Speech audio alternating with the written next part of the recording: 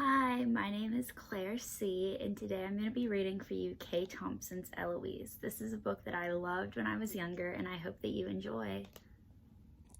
K. Thompson's Eloise. K. Thompson's Eloise. Drawings by Hilary Knight. I am Eloise. I am 6. I am a city child. I live at the Plaza. There is a lobby, which is enormously large with marble pillars and ladies in it and a revolving door with a P on it. I spend an awful lot of time in the lobby. For instance, every day I have to go to the desk clerk and see what's happening there. Then I stop by the mail deck to see if they have any stamps. Then I go to the house phones and make several calls to see if anybody's in. The bell captain knows who I am. If there is a lot of luggage trying to get into the elevator, and those people are all in a crowd and smoking from out of town or something, I edge into the middle of it and lose my skate key. I am a nuisance in the lobby. Mr. Solomon said so. He is the manager. I always say, "Good morning, Mr. Solomon," and he always says, "Good morning, Eloise." My mother knows the owner. I live on the top floor. Of course, I am apt to be on any floor at any time, and if I want to go anywhere, I simply take the elevator. For instance, if I happen to be on the second floor, I just press the button until it comes up, and as soon as that door is open, I get in and say, "5th floor, please." And when the doors close shut, we ride up, and I get out on the 5th floor. As soon as the elevator is out of sight, I skibble up the stairs to the 8th floor, and then I press the button, and when that same elevator comes up, and as soon as the doors open, I get in and say, "15th floor, please." And then when those doors clank shut, we ride up, and I get out on the 15th floor. As soon as that elevator is out of sight, I skibble down to the 12th floor and press that button, and when the same elevator comes up and those doors open, I say, "The lobby, please." And then those doors clank shut, and we ride down without saying absolutely one word. And then I get into the next elevator and go all the way up.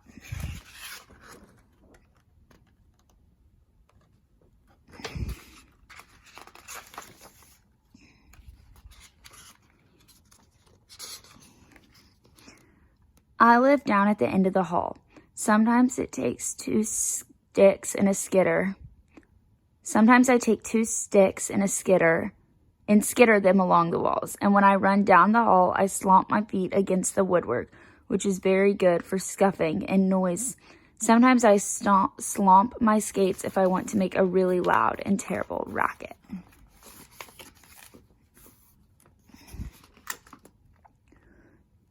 We have a buzzer on our front door. I always lean on it. That's how Nanny knows it's me. Eloise. Nanny is my nurse. She wears tissue paper in her dress, and you can hear it. She is English and has 8 hairpins made out of bones. She says that's all she needs in this life for Lord's sake. Nanny says she would rather I didn't talk all the time. She always says everything 3 times, like Eloise, you can't. Sometimes I hit her ankle with the tassel. She is my mostly companion. I have my own room. It has a coat rack which is as large as me.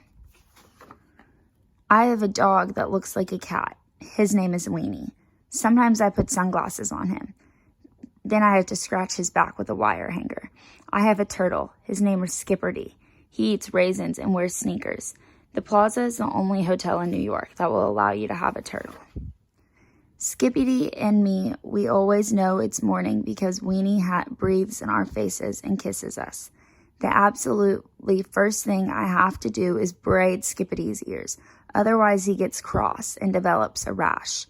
Nanny gets up feeling tired, and puts on her kimono and skibbles over to slam those windows down shut so we don't freeze. Then she stretches her muscle and it feels fresh. Nanny yawns out loud. Then I pick up the telephone and call room service. Oh, I absolutely love room service. They always know it's me. And they say, "Yes, Eloise?" And I always say, "Hello, this is me, Eloise." would you kindly send 1 roast beef bone, 1 raisin, and 7 spoons to the top floor and charge it, please? Thank you very much. Then I hang up and look at the ceiling for a while to think of a way to get a present. I usually yawn out loud several times. Then Nanny gives the signal, and Weenie and Skipperty and me, we skibble out of bed as fast as everly we can, and Nanny wraps us up in her robe and holds her tight. And I pat her on her boda, which is large. Then we have to do our morning duties and laugh and sing. London from bottom to top is up. The keeper in the shop is up, and even Miss Mop is up. Oh, what a lovely morning.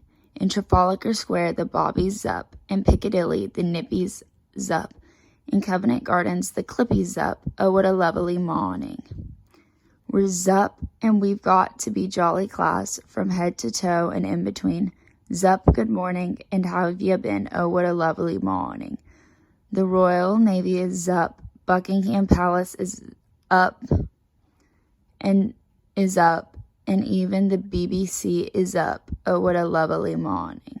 Oh, what a lovely morning. Ooh, I just love Nanny. I absolutely do. While I'm brushing my teeth, there's this pigeon who is always hanging around our bathroom window, and he does absolutely nothing but coo. He is fat and grizzly, and I holler at him, and he flies over to the Sherry Netherland for a while to see what they're up to. Weenie and me weigh 36. Nanny weighs 18 stones. Skipperty weighs absolutely nothing at all unless he has his sneakers on. Then, of course, he weighs 1/2. Then Nanny puts on her corset, which is enormously large but very good for her back. Kleenex makes a very good hat. When we are clean, we skibble in our scuffs to the kitchen, and there's Renee with room service. Renee always says, "Bonjour, Eloise, voici votre petit déjeuner." And Nanny always says, my, doesn't that look good? And I always say, "Bonjour, Renee, merci, and charge it, please." Nanny has Irish bacon, which reminds her of her mother. You have to eat oatmeal or you'll dry up. Anybody knows that. Nanny likes her coffee hot, hot, hot. An egg cup makes a very good hat. I have 2 dolls, which is enough. Their names are Sabine and Sailor. Sabine is a rag doll, and she has absolutely no face at all, particularly because she came from Jamaica by Air Express. Otherwise, she has shoe-button eyes and 2 right legs. She is rather unusual. Sailor is a very large doll and has a hard head and no arms.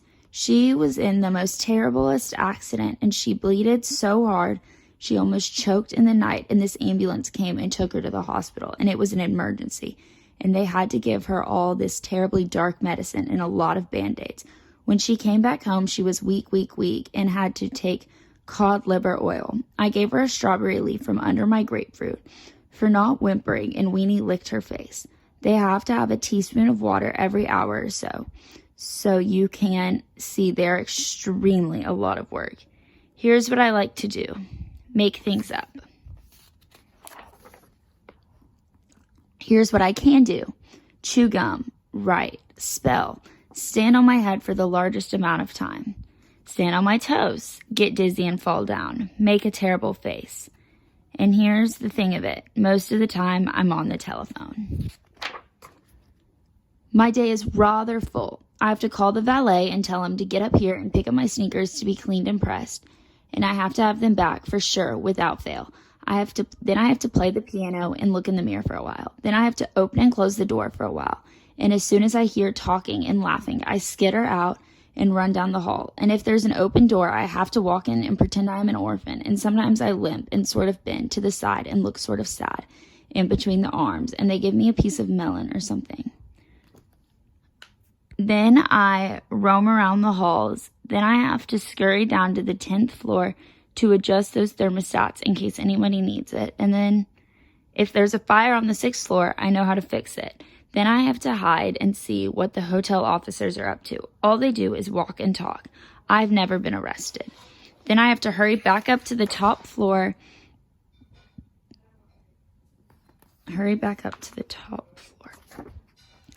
Our day maid's name is Joanna. She has earrings with garnets, and she's going to take her Social Security to Bavaria on her birthday. One time she saw this man in this hairnet,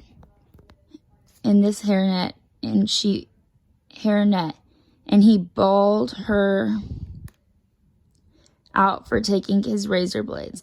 I have to help her put on those pillowcases, or she'll never be through by 4, for Lord's sake. She has to be through by 4. Then I have to go around to that service elevator on the 6th floor and see what everybody's thrown away, and if I want it or not, like ribbon or something like that. Then I have to go down to help the switchboard operators in case there are any DAs, and there has to be some sort of message taken or something like that. If there's an exit sign, I always have to go into it because there might be a mattress in there, and I can lie down on it and get some rest so I can carry on for Lord's sake. Oh my Lord, I'm absolutely so busy. I don't know how I can possibly get everything done. Then I have to hop around for a while. I have to have lunch at the Palm Court if it is too rainy, and see Thomas. We're both rather fond of talking, and he gives me gungle hopfen. Thomas has a son in the Marines who got married on a shoestring. Thomas has a Corvette. I always go to the Persian room after 4 to see my friend Bill. He is a busboy in the night, and he goes to school in the day, and his eyes water. Here's where he's been, Madrid. Here's where I've been, boiler room. Then I scamper to the terrace room where those debutantes are prancing around.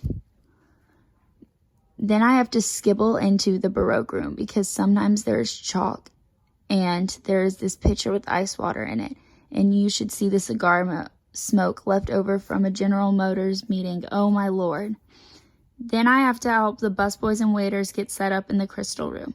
They always wait until the last second for Lord's sake, and then we have to rush our feet off. I go to all the weddings in the white and gold room, and I usually stay for the reception. There is absolutely nothing but rooms in the plaza. Ooh, I absolutely love the plaza. Sometimes if they are having this enormous affair in the grand ballroom, I get there early to help Joe set up the lights in the ceiling. And before anybody gets there, we just scamper up this ladder and hide up there in those holes. Oh my Lord, is it ever swelteringly hot up there? I always wear my sun visor. I'm all over the hotel. Half the time I am lost, but mostly I am on the 1st floor because that's where catering is. So I have to go down there every day for at least 3 hours, and sometimes I have to go at night. Oh my Lord, do they ever have a lot of things going on down there. Altogether, I've been to 56 affairs, including Halloween. There is this oak room, which is to the right if you want to have a broken mint or something like that. And you have to go downstairs to the rendezvous room, which is a very good hiding over a long period of time and for doing a tour jeté or so. The package room has all of these packages in it, and sometimes I have to help them lift those heavy boxes and look for small packages that might be for me, Eloise. Sometimes I go into the men's room, which is very good for playing railroad station or something like that. Every Wednesday I have to go to the barbershop and have Vincent shape my hair. He does absolutely nothing but talk and squiggles me around in a chair that hurts my neck with that whisk broom. Sometimes I slonk him in the kneecap. Vincent says that if I'm not careful, I'm going to have a hair on my head. I'm not going to have a hair on my head by the time I'm 7.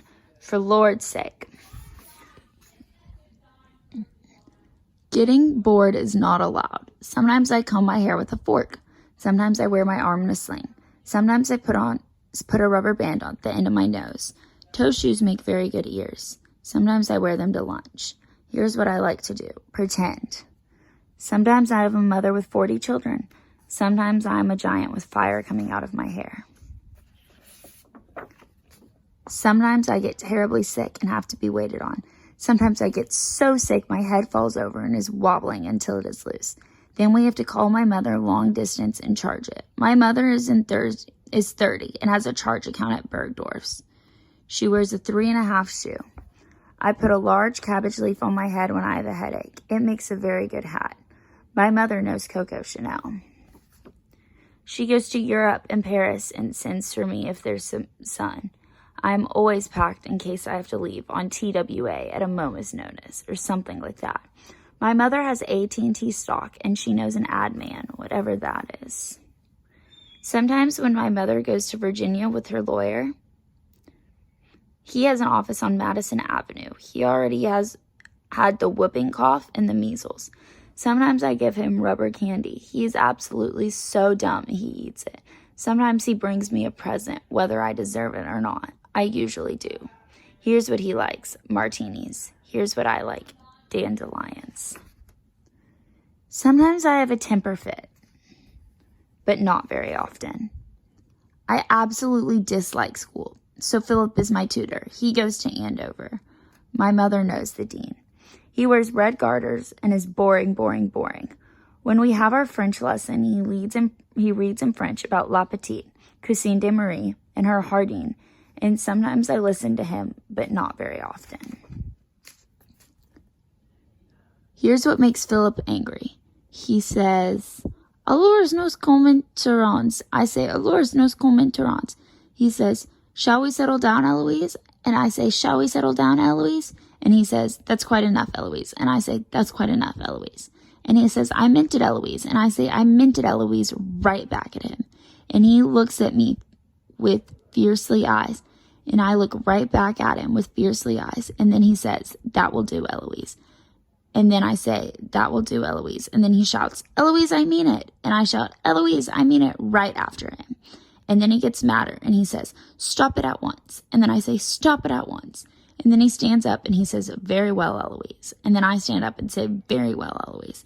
And then he walks around the room. And then I walk around the room. And then he screams, "Nanny!" And then I scream, "Nanny!" And Nanny comes in yelling, "Non, non, non, Eloise." And she claps her hands. And Skipperty and me skibble over and hide behind the television or fall dead behind a hidden door. And then Nanny puts her arm around Philip and calls room service and says, "Send 3 of everything, please." And when the waiter brings the check, Nanny signs my mother's name and I simply tell him to charge it, please, and thank you very much. And then I do a cartwheel. Philip is always glad to go home. Every night I have to call room service to send up that menu so we can order dinner for Lord's sake. I always have to read it for a few seconds or so, and then I just say, "I'll have the planked medallion or beef tenderloin with fresh vegetables, please, and 2 raisins, 1 strawberry leaf, and 1 clam if it's in season, s'il vous plaît, and charge it, please. Thank you very much." Oh, I absolutely love room service. The night maid's name is Lily. She married the engineer of a subway and cut her hair, but I think she's sorry. She gives us extra pillowcases and soap.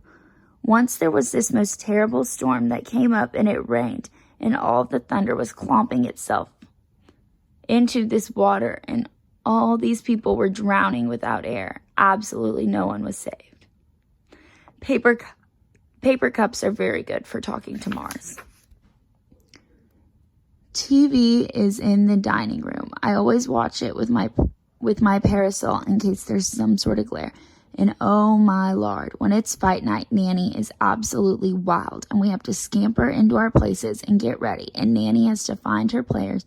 And I have to get my binoculars and call room service and order 3 Pilsner beers for Nanny and 1 meringue glacé for me, Eloise, and charge it, please. Thank you very much. Here's what I hate. Howdy doody. Ooh, I absolutely love TV. Every night when it's time to go to bed, Nanny yawns out loud and says she is tired. I make as much noise as I possibly can, like turning on the phonograph and real loud and hollering a lot. Then I have to brush Nanny's hair for her, and then we both yawn out loud and get into our pajamas. Then I have to put on my "Don't Disturb" sign and get Skipperty and Weenie and me all tucked in. And then Nanny opens the windows enormously wide so we can have air. Then she turns out the lights. Nanny has a mole. Sometimes we go to sleep right away, but not very often. Sometimes Weenie, Skipper D, and me, we get out of bed and go into the closet and look around for a while. And when we get in there, there is this cave, and it is so dark in there that it's absolutely black. And there is this big bug in there that has those enormously large feathers. And he picks us up by our necks and slinks us around in his paws and carries us down into this deep well that is filled with all tigers and lions and the birds of prey. And they eat us up raw and step on us and stomp their feet on us and absolutely rank us. And we have to run for our lives and drag each other on our stomach and scrape our face along the side until we are absolutely breathing and stretching our arms out to reach the closet door barely in time. And our heart is beating, and we have to wait Nanny with a flashlight in her face to save us and put witch hazel and cotton on all of our toenails.